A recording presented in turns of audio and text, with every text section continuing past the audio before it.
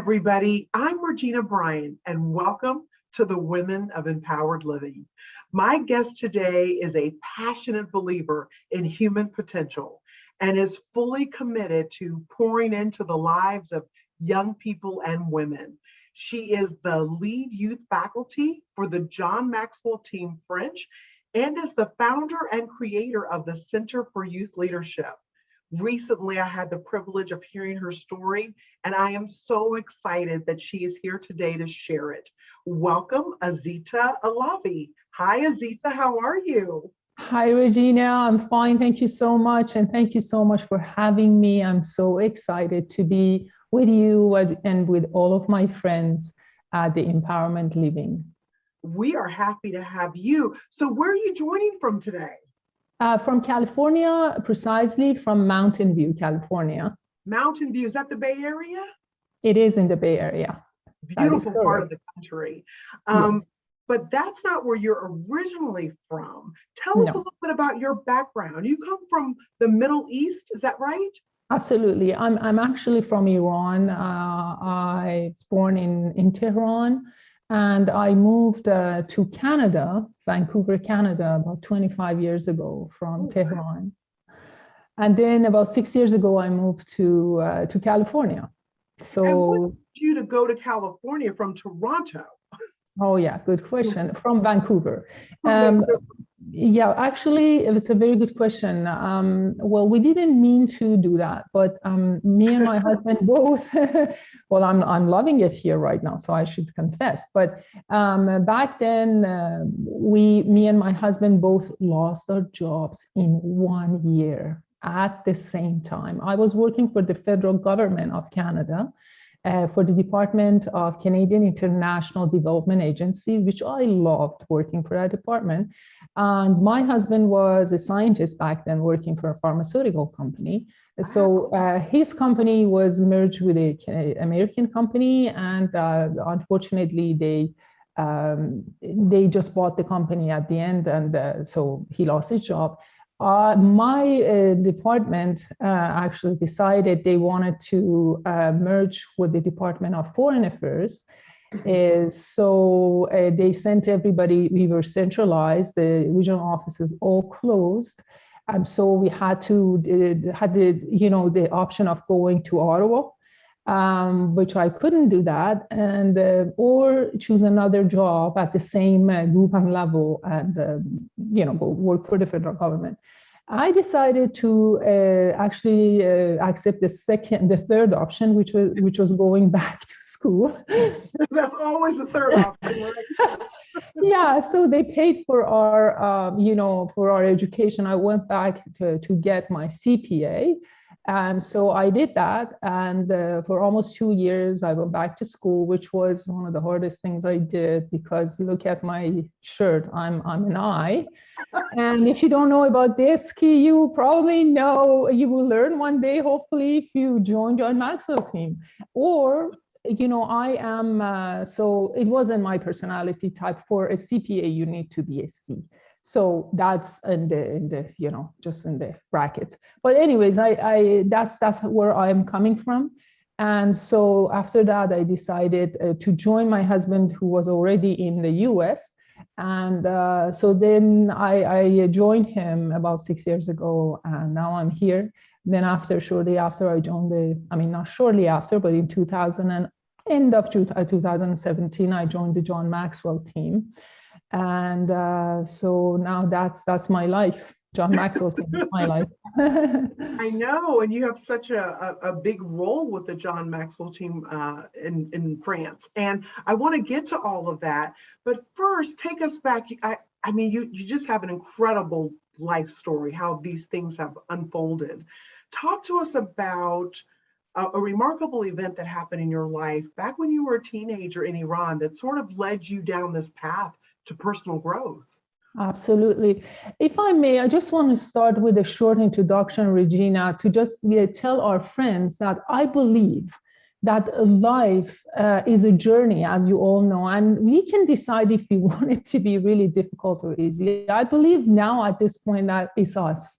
that are going to decide, because we're going to decide our choices, we're going to decide our perspective about life. And in my view, it's all about the storage that we have in our subconscious mind. And this is what we teach at Empowerment Living, isn't it? That's right. So I believe, again, the other thing that I truly believe in is the level of energetic frequency that we want to live at every moment in our lives. So it's up to us to really have a purposeful life with passion, or just accept life, as John Maxwell teaches us, living with intentionality, or just accept life, whatever it throws at us. So we will get to design this life and control our lives. And I didn't know this for years. I mean, for years, I was occupied, honestly, with self-sabotaging thoughts.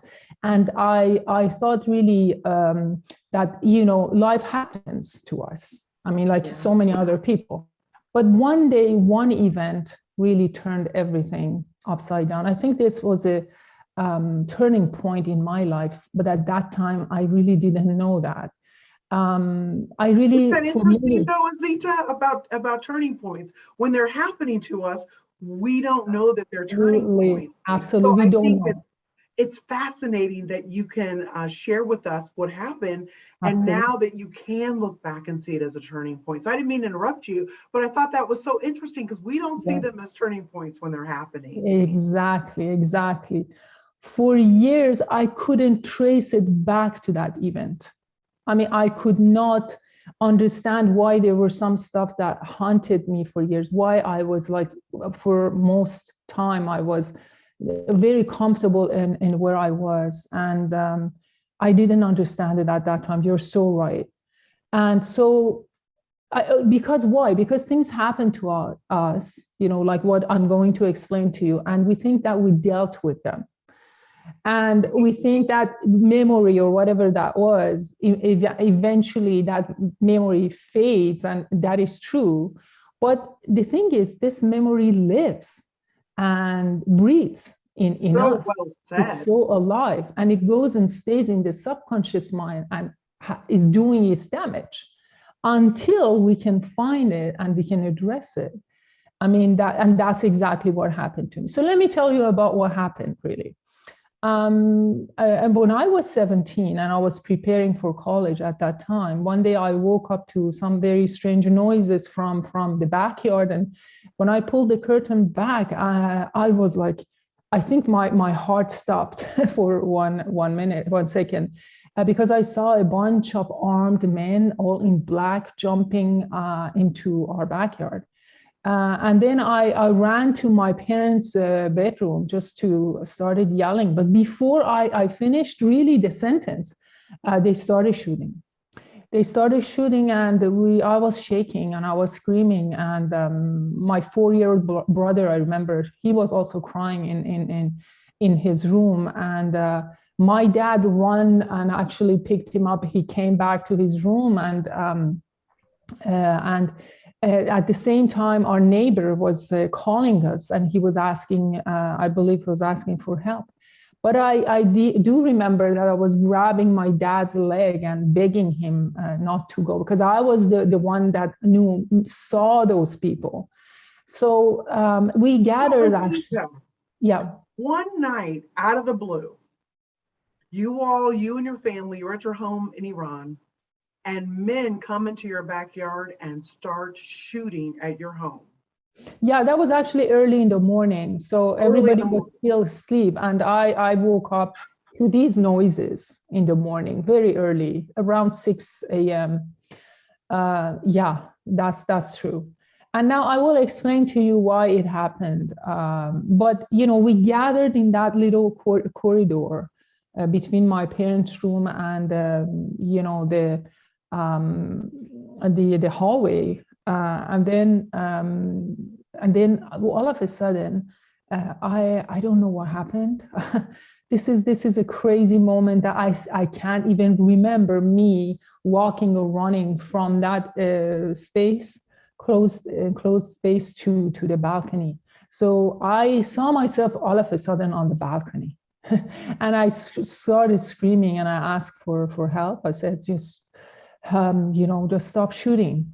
And then one of I those can't guys, believe this. So you yeah, went I out can't believe it. Yeah, I don't to know. ask the men to stop shooting I did. I did. And that was just a God thing. for It was sure. God. It wasn't me. I know it wasn't me. Honestly, it Oh wasn't me. my gosh. But I didn't know that I had that courage in me. I think that it was angels that were sent Oh to me.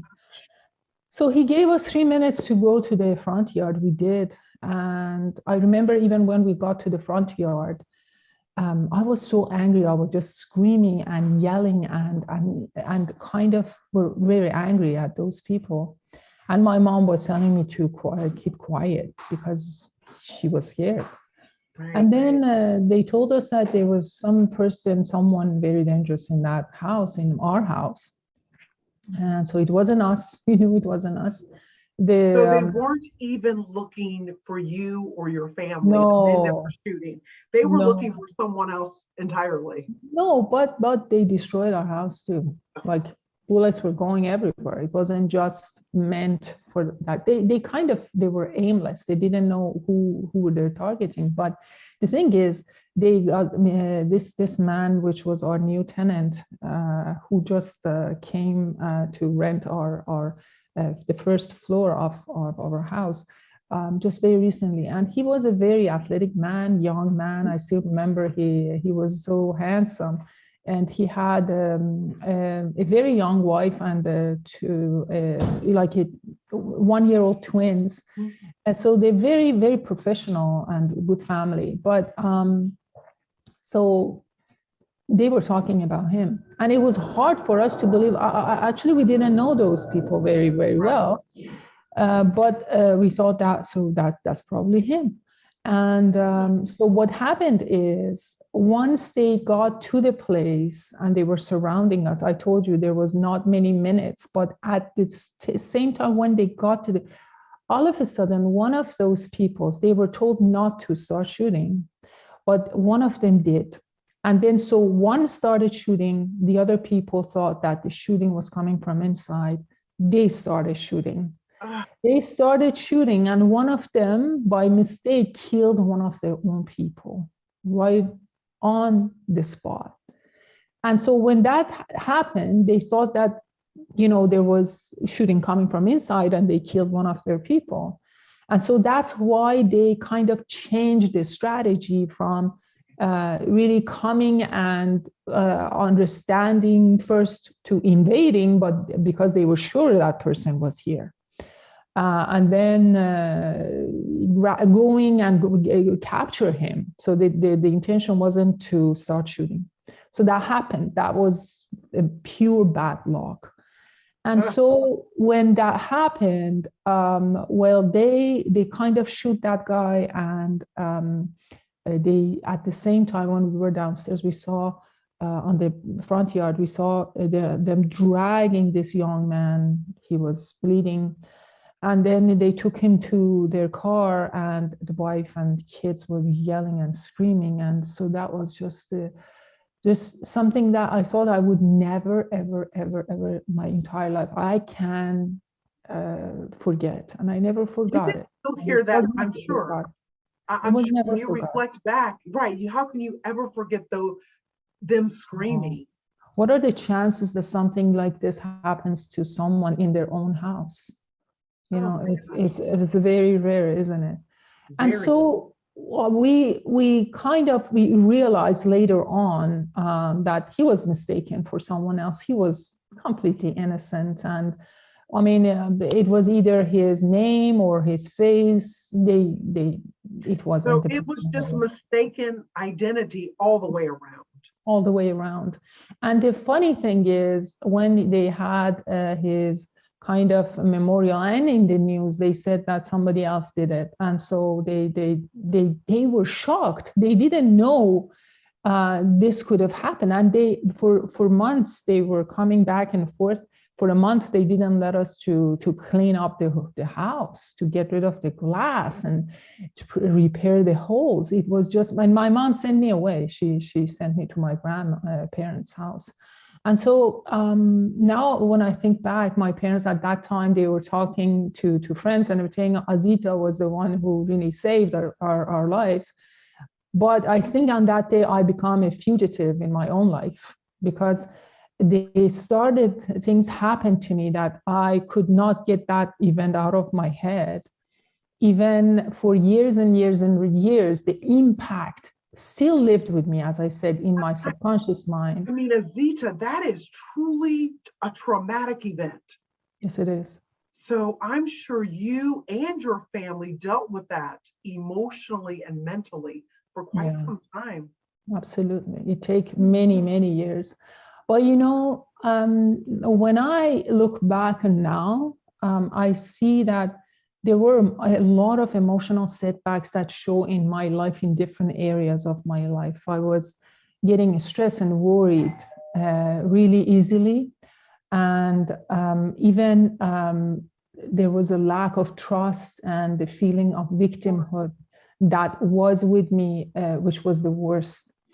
And so the fear of failure really robbed my courage, and I didn't let myself do a lot of things that I wanted to do.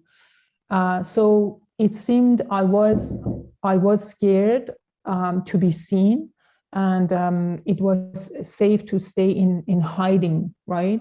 To hiding and hiding from opportunities and risks and all of that. So, I mean, you gave us a lot in that. So not only are you just hiding physically, you're hiding from opportunities. Exactly.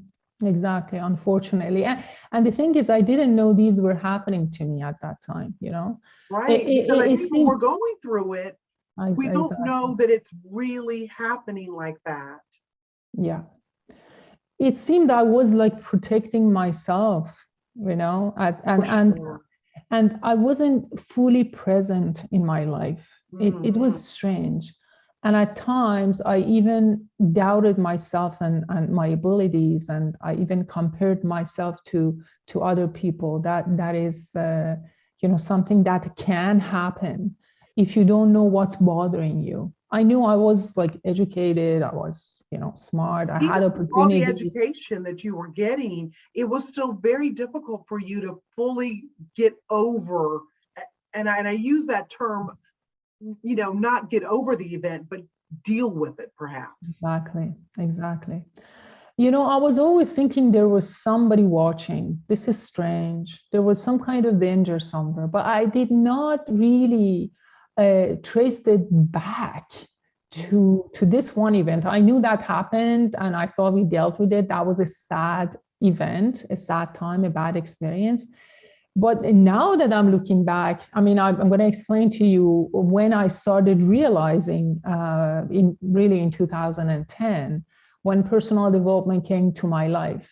Basically, my brother first started introducing me to some awesome books many, many years back. And he was talking about his growth journey, to be honest. He's very smart and he's much younger than me, but much younger. So your younger brother introduced you to personal growth. He was very young back then. He's 14 years, almost 15 years younger than me. Oh, remember, wow. I told you he was crying in his room, that little kid. And he's the one that introduced you to this whole world of personal growth. Wow. He did. And then I started getting interested and I started attending self-development seminars and, all of that. And then, one day I went to an event that was called I Can Do It. So Wayne Dyer was there, Bruce Lipton was there, Craig Braden was there, Mary Williamson. That name. All of those people. Yeah. So that triggered something in me, a spark. Like I started asking questions and kind of I believed that I was really unique and I had potential that was unlimited. I started believing. I became myself again because I had a very happy childhood, one of the happiest childhoods that any child can have. But then after this, everything started to become foggy and a lot of questions and uncertainty. So I think I started getting back to who I really was. And on that day, which was in May, I don't recall exactly the day, was not May 9th, 2010. I think I had another, was a pinnacle, was a turning point again for me, that I started really a journey of growth. That continued again when I joined the John Maxwell team, really officially in 2017. And then I got certified, joined the PAC committee, and again, as you mentioned, 2019, joined the John Maxwell team French, and become one of the faculties responsible for the youth French. So I really, now that I think that I'm looking back, I understand, why this event happened, and what I learned from it. Yeah. It's amazing because so many people, lots of us, sometimes things happen to us and they leave these little scars. And if we don't deal with it, exactly, just as happened to you with the sabotage or the hiding, and hiding not in a good way, hiding from opportunities. absolutely. And so and this is a great story, because what you're saying is your little brother kind of opened the door to this personal growth, and you've taken full advantage of it completely since 2010. Absolutely. Wow. So what advice would you give us, or what tips would you give us to how people can make that journey the same as you have? Absolutely. I will share that with you. So just quickly, what happened during these years, and I will tell you, I will share my tips, but I learned that a couple of things that I think it's important to mention. I learned that I need to allow myself to make mistakes. Mm-hmm. That was huge for me. I needed to take risks. I needed to fail. I needed to learn. I needed to unlearn and relearn. That's something that John keeps telling us. I learned that I needed to forgive the past. That was huge for me. And I needed to forgive myself. I really needed to forgive myself. Wow. I needed to accept that there are a lot of things in life, like things like what happened to me, that I couldn't take control of, and I could not change it. And so they happened. I learned that life is sometimes unfair. Like what happened to that poor man? Life can be difficult. So I accepted all of these. And I learned that the only thing we can do is to start from ourselves, take control of our emotions, our thoughts and beliefs. And I learned that by doing that, you start a journey. It's not going to happen overnight. Nobody can tell it's going to happen. So good. That's so good, because people get stuck, and you first have to just forgive it. This is out of my control, out of my hands. Good for you. Awesome. I'm glad that you talk about getting stuck, because that's exactly what I'm going to get to. Well, so I learned also that one of the reasons we get stuck is because we don't know how to deal with the energy of fear. So I learned to change that energy into action, which is, I'm going to talk about it quickly. That's huge. That's a huge one for a lot of people. Yeah, I hope so. So 6 tips, really, how to turn overwhelming action into solid action. Oh, great. Okay, we're ready. Awesome. So I think first that when we are scared and overwhelmed by what happens around us, we kind of, it's because of what happens, it resides in the subconscious mind. That's what we talked about. And we cannot take action, and we feel stuck. And because we feel that we exercise all our options and there's nothing else that we can do, like we examine all possibilities and nothing works, right? So we feel stuck. We run out of options. And most people wait for a miracle to happen. That's true. It usually doesn't come. Which is not going to happen. No, sorry. The miracles happen all the time. But if you're waiting, you have to do something for that miracle to happen. But if you're just waiting and waiting, the odds are very slim that you can get over this. You have to take action. But unfortunately, as I mentioned, the feeling of overwhelm comes with fear, hopelessness, and loneliness, and sometimes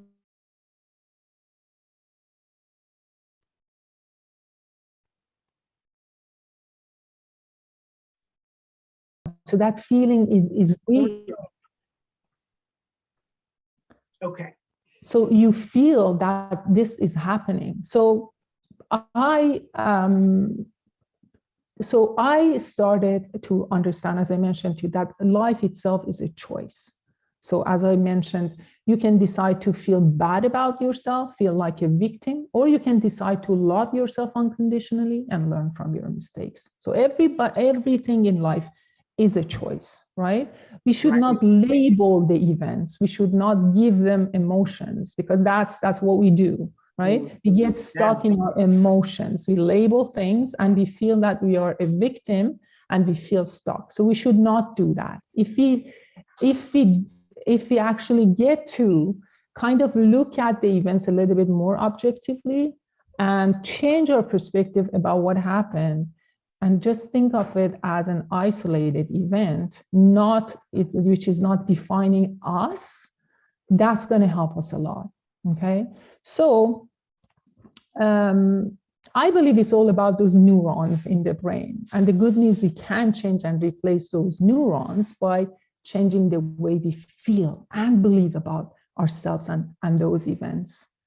And the problem is to get that sense of self-worth to believe in ourselves. So now what we can do about it, I want to start with this. I think this is huge and was huge for me. There's something called the 3 seconds rule. Like between any event. The 3 second rule. Yeah. Okay. The 3 seconds rule.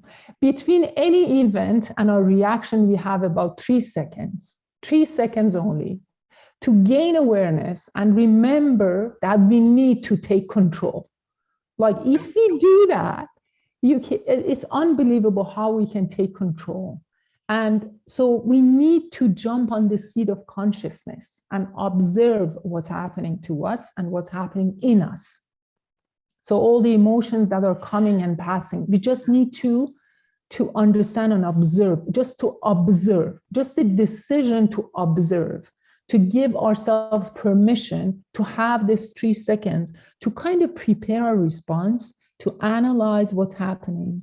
That's huge. That is, if we can take 3 seconds, that would be amazing.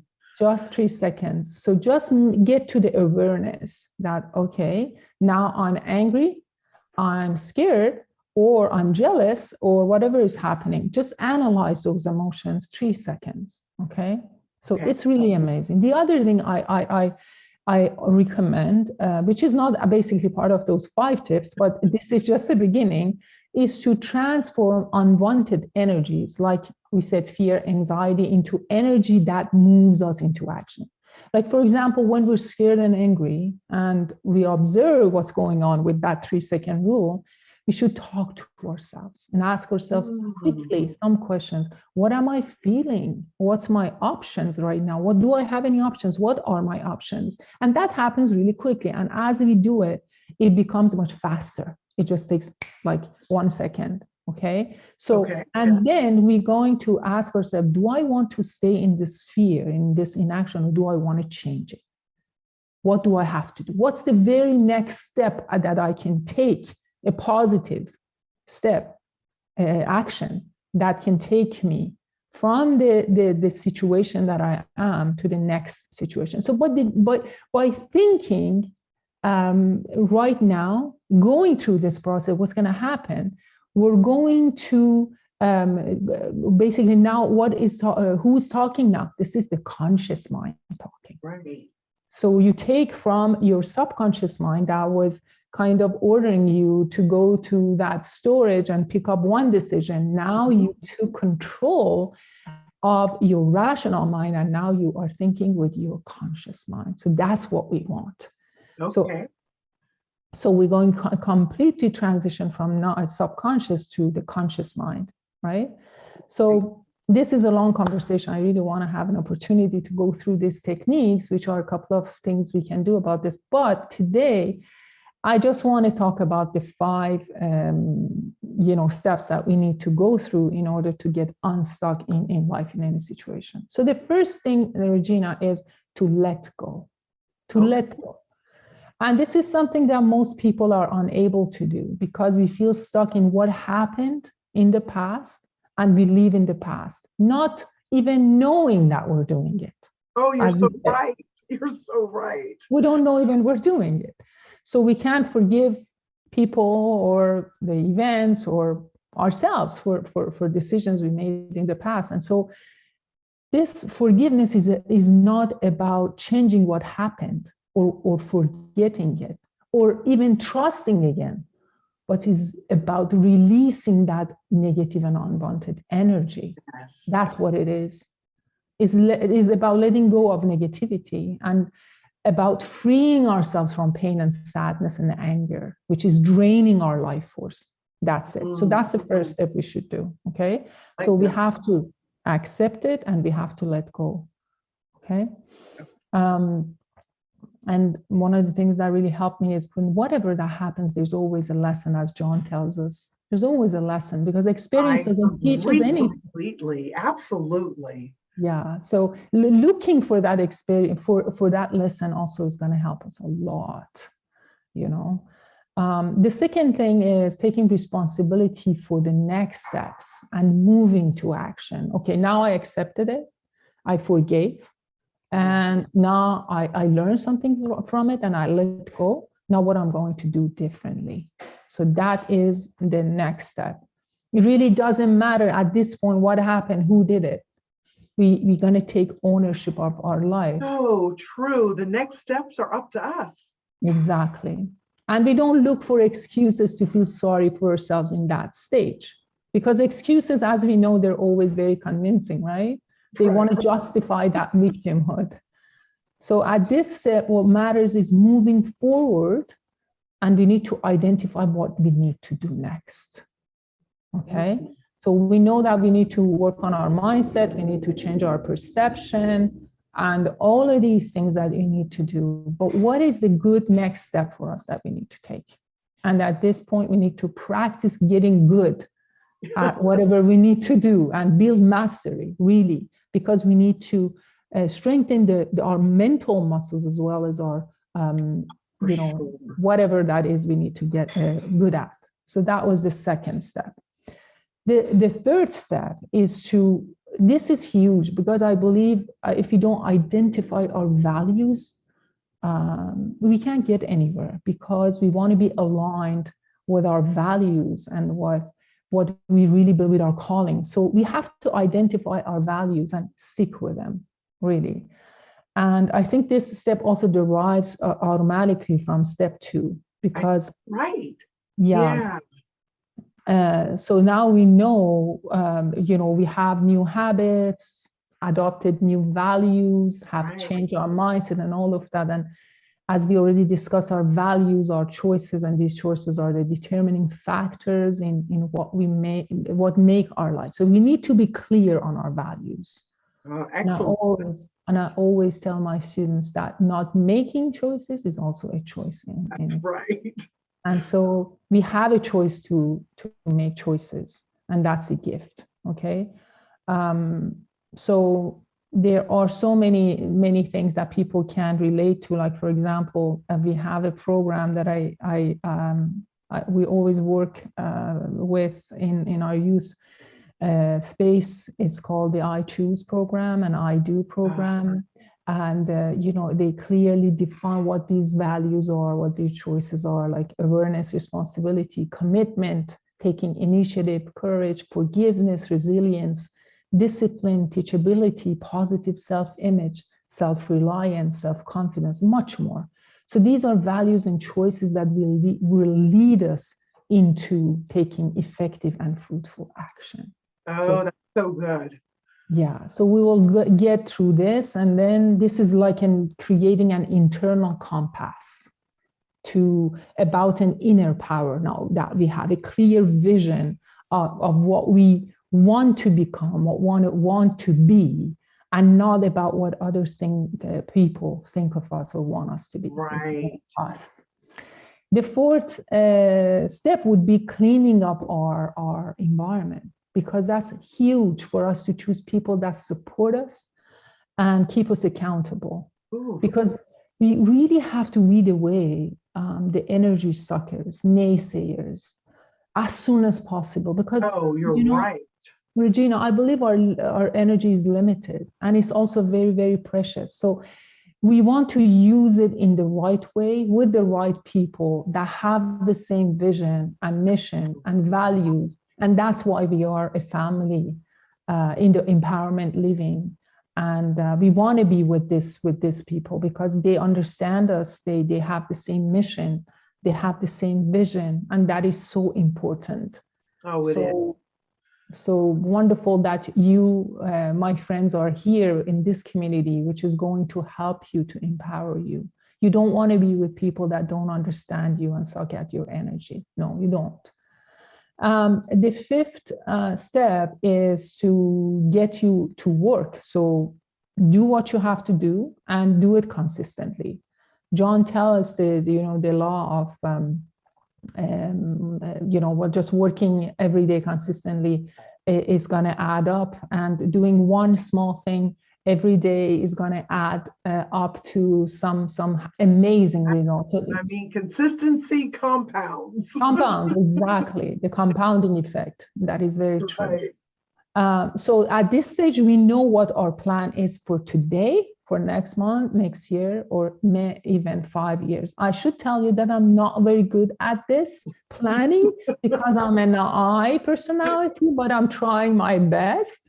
And so I'm learning, and I'm getting better and better, but it's not a natural, for like a C personality. My husband, he is amazing at planning. But it's all about getting better, and absolutely, it's about being a work in progress. Absolutely. So you want to plan and stay committed to your goals. Even if you change the goals, it could happen. Your plans, as you grow, you will change them. That's okay.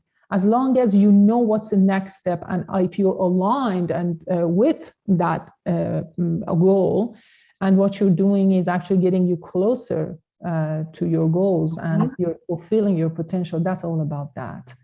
So keep going. 5 tips. I mean, I love the tips. We're going to make sure that we share them in the post with our audience. Azita, what you've been through personally and how you've used it to propel you to where you are today is just truly remarkable. I mean, you really are an empowered woman. So one thing I love to ask on this show, we love to use this as the final question. What does an empowered life mean to you? Absolutely. Well, I think an empowered life is when we know and we understand how to turn a life of circumstances to a life by design, to a life that makes us successful, but not only successful, to a life that is meaningful, a life of significance. And how can we do it? By helping other people, by really holding other people's hands and showing them that there is a better way. There is a path of growth. And for me, that's it. I love helping other people. Like, it's so rewarding to me. And for me, an empowered life is when you get to do that. You really get to do that. And that's a life mission for me. And also, and on a personal level, once you know really that, how to control that energy you live in every minute. Like, this is important. That's going to create your results, your destiny.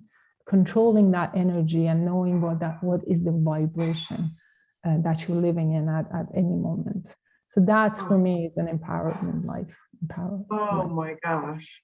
Thank you so much for sharing your story, for sharing your tips, and just for being with us today. I think, I know for me personally, I got a lot out of it. And I think you added value to everyone watching today. So thank you for being with us, Azita.